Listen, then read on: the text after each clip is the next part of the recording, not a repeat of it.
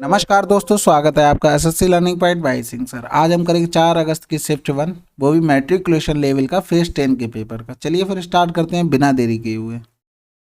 दो ट्रेनों की लंबाइयों का अनुपात 7:5 है। उनकी चाल का अनुपात इतना है। उनके द्वारा एक पोल को पार करने में लिए गए समय का अनुपात क्या हो। देखो, पोल को पार कर रहे हैं यानी खुद की डिस्टेंस को पार करेगी ट्रेन।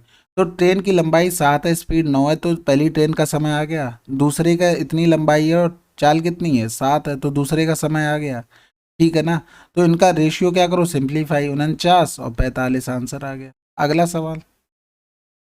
12 सेंटीमीटर त्रिज्या वाले एक धातु के ठोस अर्ध गोले को पिघलाकर 2 सेंटीमीटर त्रिज्या के गोले में ढाला जाता है, तो इस प्रकार बने गोलों की संख्या कितनी होगी। बिल्कुल सिंपल है। देखो, किस पर डिपेंड करेगा, उसके वॉल्यूम पर करेगा, यानी कि 2/3 पाई। अर्ध गोले को पिघलाया जा रहा है, इसलिए 12 का क्यूब बराबर अब फुल गोला बन रहा है 4/3 पाई आर क्यूब। 2 सेंटीमीटर का ये एन बनेंगे। तो ये देखो, इससे कैंसिल आउट हो गया। यहाँ करेंगे 2 छक्के 12, 6 का क्यूब 216। 216 डिवाइड बाई कितना, 2 कर दो, तो 2 एकम 2, 2 अट्ठे। अगला सवाल। 8 व्यक्ति प्रतिदिन 9 घंटे कार्य करते हुए किसी कार्य को 20 दिनों में पूरा कर सकते हैं। 7 व्यक्ति दिन प्रतिदिन 10 घंटे कार्य करते हुए उसी कार्य को कितने दिनों में पूरा कर सकते हैं। 8 व्यक्ति 9 घंटे काम करते हुए 20 दिन में कर सकते हैं, तो 7 व्यक्ति 10 घंटे कार्य करते हुए कितने दिनों में पूरा कर सकते हैं। बिल्कुल सिंपल था ना। 10 दूनी 20 हो गया और 8 दूनी 16, 16 ने में 144/7 कर दो बराबर एक्स आ गया। तो 7 दूनी 14, यही आंसर होगा। ठीक है, सबको फार्मूला पता ना। M1 × D1 × T1 अपान होता है वर्ग 1, M2 × D2 × T2 अपान होता है वर्ग 2। ये क्या हो गया, मैन, ये हो गया डे, ये हो गया टाइम, नीचे वर्ग हो गया। वर्ग दोनों में सेम ही था। अगला सवाल। 18 सेंटीमीटर आधार और 21 सेंटीमीटर ऊंचाई वाले त्रिभुज का क्षेत्रफल कितना होगा। देखो, सिंपल सा सवाल है बिल्कुल। 3 × 6 = 18 करके, जैसे ही दो ने में 18 किया, जैसे मान लो ये है, तुम्हें पता नहीं है, हो सकता है कि ये विषम बाहु त्रिभुज, लेकिन होने के चांस नहीं, क्योंकि तीसरी भुजा ही नहीं पता होगी विषम बाहु त्रिभुज में, तो कैसे निकाल लोगे। तो 18 × 21 कर दो। दो ने में 18, 9 एकम ने 9 दूनी 18। अगला सवाल। 100 संतरे 800 में खरीदे और 108 प्रति दर्जन की दर से बेच दिए। देखो, 100 संतरे 800 में खरीदे और 12 संतरे 108 रुपये प्रति दर्जन की दर से बेच दिए हैं। तो यहाँ से देखो, एक का मूल कितना हो गया, 8 रुपये हो गया। यहाँ से एक का मूल 9 रुपये हो गया। प्रॉफिट कितना लिया, 1 रुपये, किस पे, 8 पे, गुणे 100 हो गया। 12.5% आंसर आ गया। अगला सवाल। पहली 9 अवाज संख्याओं का योग कितना होगा। योग निकालना सिंपल है। 2 हो गया, 3 हो गया, 5 हो गया और 7 हो गया। 8, 9, 10, 11 हो जाएगा। 12 नहीं होगा, 13 हो जाएगा। 13 नहीं, 17 होगा। 17 बीच में तो कुछ नहीं बचता, हाँ, देखते रहना। 17 × 18 फिर 19 हो जाएगा। 19 के बाद कितना, 20, 21, 22, 23 हो जाएगा। तो कितनी हो गई, 3, 3, 6 और 3, 9। 9 का ही करना तब तो 5, 3, 8, 2, 10 ये हो गया। यहाँ पर 13 और 17, 20 ये। यहाँ पर इनको 9, 1, 10 हासिल लगा, 1, 2, 1, 3, 30 हो गया। 23 और 7 कितना हो गया, 30 हो गया। 30 और 30 60, 60 और 20 80, 80 10 90 आंसर आएगा। 100 तो गलत है। देख लेना, अगर मैंने कोई गलती की हुई कमेंट में बता देना। अगला सवाल। यदि एक व्यक्ति 3 समान दूरियों को 20 किलोमीटर, 30 किलोमीटर, 10 किलोमीटर की चाल से तय करता है, तो पूरी यात्रा की औसत चाल क्या होगी। इनकी डिस्टेंस, इनका एलसीएम मान लो। इनका एलसीएम कितना हो जाएगा, 20×3 = 60, यानी कि इनकी एलसीएम मान लो 60। तो टोटल डिस्टेंस यानी कि 60 × 3 हो जाएगी। टोटल डिस्टेंस फार्मूला पता ना, एवरेज स्पीड का, total distance upon total time. तो 20×3 = 60, टाइम नीचे लिख रहा हूँ। फिर 30 वाले से जाएंगे तो 2 घंटे लगेंगे, 60 वाले से 6, यानी 3, 2, 5, 6, 5, 11, यानी कि 6×3 = 18, 180/11 हो गया। 11 एकम 11 करेंगे, बचा कितना, 7 बचा। 11 छक्का 66, 16 दशमलव कुछ आंसर। अगला सवाल। राम अपने मासिक वेतन का 30% भोजन पर खर्च करता है और शेष का 1/5वां हिस्सा घर के किराए पर खर्च करता है। यदि राम 7,000 प्रति माह बचाता तो भोजन और घर के किराए पर खर्च करने के बाद उस शेष राशि के 1/3 के बराबर है, तो उसका मासिक वेतन क्या। देखो, 100 थी, 30% उसने खर्च कर दिया, बचा कितना, 70। शेष का 5वां हिस्सा, यानी शेष का 5वां हिस्सा किराए पर खर्च कर दिया, बचा कितना है, इतना बचा। अब कह रहा है 7,000 माह बचत करता है, वो खर्च करने के बाद के 1/3 के हिस्से के बराबर है, यानी कि 1/3 के हिस्से के बराबर हो गया 7,000। तो ये जीरो से जीरो चला गया, ये 2 जीरो से ये चला गया, ये एक बार चला जाएगा, यहाँ 25 हो जाएगा। तो ये कितना आ गया, एक बराबर आ गया, 5×3 = 15 × 25 यही तो हो गया, ठीक है। अब हमें क्या टोटल उनका क्या मासिक वेतन बताना था, इसमें 100 का गुणा कर दो, इसमें 100 का गुणा कर दो, तो 25 पंजे 125, यहाँ से लगा 12, 25 से कम 2512 शायद, तो डबल जीरो। अगला सवाल, मतदाताओं के मत डालने के लिए दो चुनाव चिन्ह उपलब्ध हैं, कार और छाता। छाता को इतने मत मिले, कार को इतने मत मिले थे।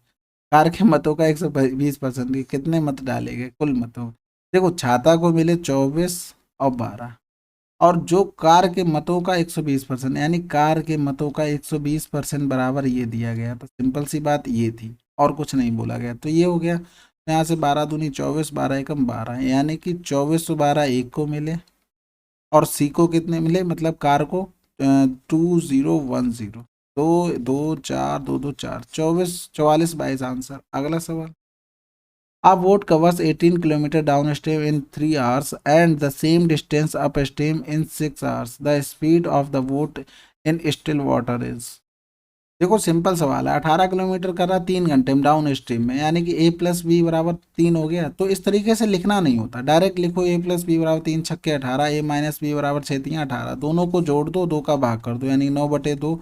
तो आंसर क्या आ गया, 4.5 किलोमीटर प्रति घंटा। अगला सवाल, नेहा प्लास्टिक लंच बॉक्स बनाने का कार्य कर रही है। उसने कुछ बॉक्स बनाने का प्रोजेक्ट लिया, जिसमें से उसने 30 दिन में प्रोजेक्ट का 15/23 भाग पूरा कर दिया। उसने कंपनी का पूरा प्रोजेक्ट कितने दिन में पूरा किया। देखो 15 भाग किया उसने 30 दिन में, अब उसे करना है 23 दिन, पूरा 23 भाग निकालो, तो 2 गुना हो रहा, 23 दूनी 46, आंसर आ गया। अगला सवाल, प्रोविड स्टॉक को जल्द से जल्द बेचने के लिए सभी कपड़ों पर 10% की छूट दे रहा है। उसका एक दोस्त विजय दुकान पर आया, उसने एक कोट खरीदा। अपनी दोस्ती के कारण प्रवीण ने विजय को अतिरिक्त 6% की छूट दी। यदि विजय ने इतने रुपए भुगतान किया तो कोट की कीमत कितनी। एक्स थी, 10% छूट मतलब 90 का हो गया, 6% का छूट का मतलब 94 का हो गया।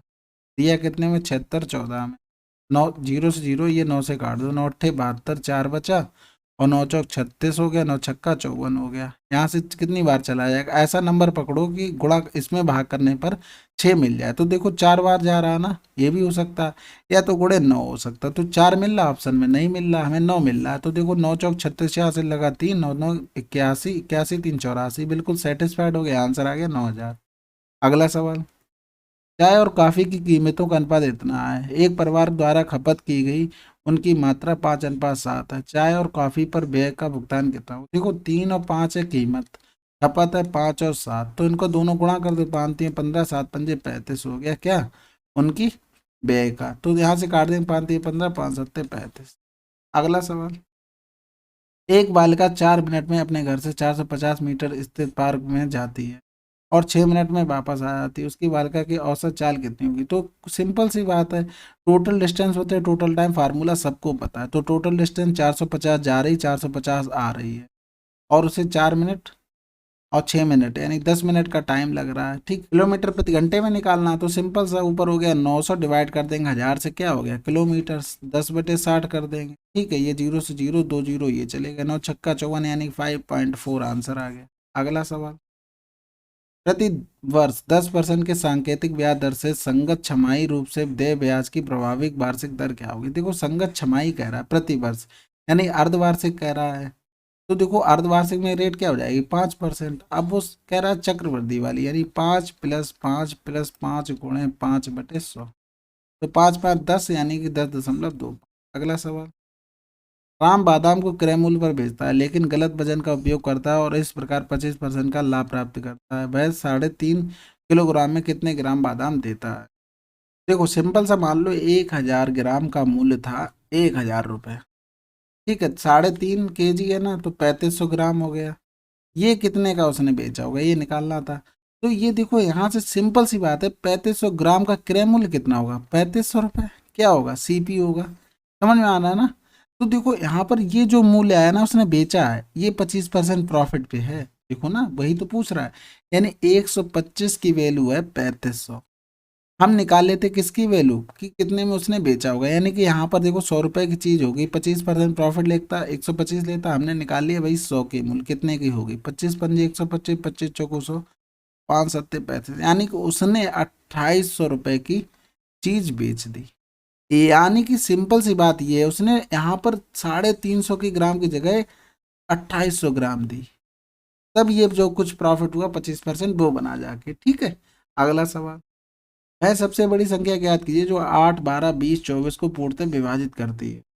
तो देखो ऑप्शन ही चेक कर लो, 6 6 आया, 6 से देखो 8 में डिवाइड हो जाएगा, नहीं होगा। 8 तो सब में हो जाएगा, किस में बचेगा, केवल 12 में बचेगा।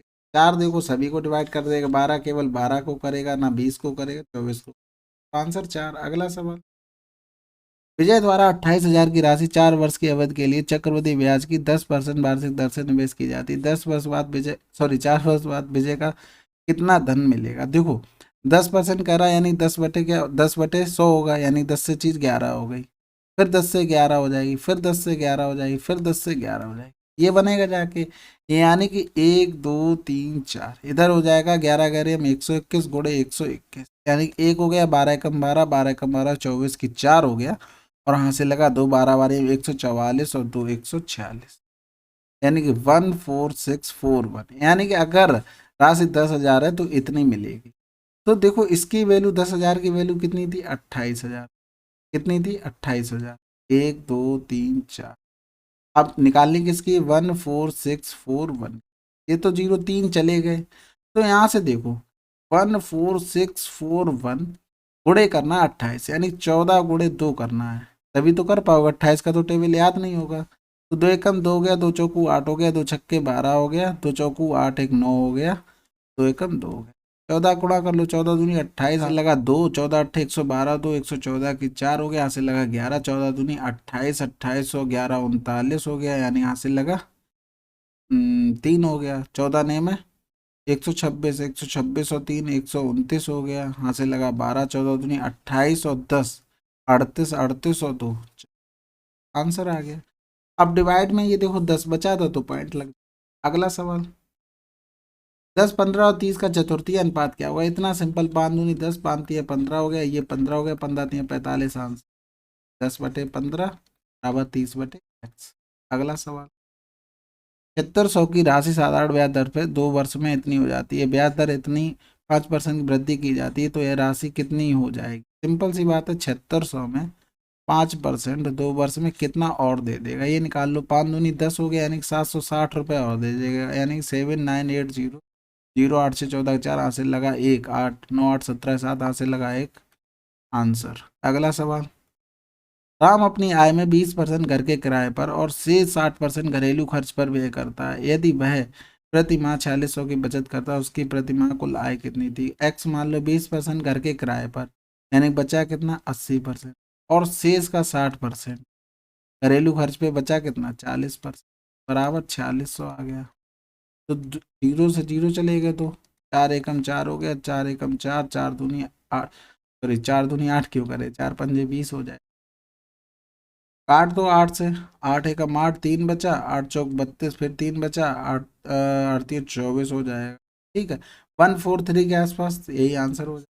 क्यों हो जाएगा, क्योंकि देखो इसमें अभी भी कुछ आता, नंबर कुछ भी आता है। ठीक है, तो x बराबर 143 वो नंबर होता गुणा 100, यानी कि 2 नंबर और आए थे उसके बाद पॉइंट लगता, तो आंसर हो गया, इसलिए इसको हटा दिया। अगला सवाल, अब 143 से मोहब्बत भी ज़्यादा है। Pradeep can complete a piece of work in 16 days. He worked for 4 days and left the work. Thereafter, Sohan finished the remaining work in 8 days. How many days can Pradeep and Sohan together complete the work? देखो comparison करो, 16 दिन का काम था, उसने 4 दिन किया, उसके बाद चला गया। काम बचा कितना था प्रदीप का 12 दिन का। यही काम किसने, सोहन ने कर दिया 8 दिन। तो एलसीएम लेंगे, कितना आ जाएगा 24, 12 दूनी 24, 8 तिया 24 इफिशियंसी, यानी टोटल काम कितना था, 2 की इफिशियंसी प्रदीप 16 दिन में कर रहा था, टोटल काम था 32। अब दोनों मिलके करेंगे, यानी कि 5 की इफिशियंसी से बटे 5, तो 5 छक्का 30, 6 सही 2/5 आंसर। अगला सवाल, एक डीलर एक डिशवॉशर पर क्रय मूल्य से 40% अधिक मूल्य अंकित करता है और उस पर 11% की छूट देता है, उसका लाभ प्रतिशत कितना। देखो डिशवॉशर 100 क्रय मूल्य हो गया, 40% अधिक 140, ये हो गया मार्क प्राइस। जब छूट दे देंगे तो ये क्या बन जाएगा, सेलिंग प्राइस, ये हो गया सेलिंग प्राइस। दोनों का रेशियो इक्वल कर लो, ये 1000 हो गया, 14 ने में 126 हो गया, यहाँ से लगा 12, 14 8 112 हो, तो 114 10 124। प्रॉफिट कितना लिया, 246 का किस पर, 1000 पर, गुणे हो गया 100, आंसर आ गया 24.6। अगला सवाल, आनंदी ने एक मोबाइल 23% के लाभ पर इतने में बेचा। मोबाइल का क्रय मूल्य कितना था? 23% लाभ पर बेचा, यानी 100 था उसका सीपी, 23% लाभ लेगा तो 123 आ जाएगा, यानी 22 140 वैल्यू थी 123 की, हमें निकालनी थी 100 की वैल्यू। अब देखो यहाँ पर हमें ऐसे नंबर से गुणा करना है कि जिससे 4 मिल जाए। 2 से मिलेगा नहीं मिलेगा, 6 मिलेगा, 8 से मिल जाएगा, 8 या 24 मिलेगा, 5 से मिलेगा, 5 मिलेगा, नहीं होना चाहिए, 5 या 15 होगा, यहाँ भी नहीं होगा, आंसर हो गया 18 से। ठीक है, अगला सवाल। किसी कारपोरेट घराने के कार्यालय में सभी कर्मियों का औसत वेतन इतना है। इनमें अधिकारियों का औसत वेतन 15,000 है और शेष कर्मियों का औसत वेतन 5,000 है। यदि कर्मियों की कुल संख्या 300 है तो अधिकारियों की संख्या कितनी होगी? देखो सिंपल सी बात है, टोटल कितने थे? 6,000 औसत थी। अधिकारियों का एवरेज कितना था? 15,000 था और कर्मियों का 5,000 था। ठीक है, इनका डिफरेंस 1,000 हो गया, इनका डिफरेंस कितना हो गया? 15 से 6 9,000 हो गया। रेशियो कितना आ गया? 1 और अनुपात 9 हो गया। टोटल कितने थे? 10 की वैल्यू थी 300, अधिकारियों की संख्या 1 हो जाएगी, यानी कि टोटल अधिकारी कितने थे? 30 थे। अगला सवाल।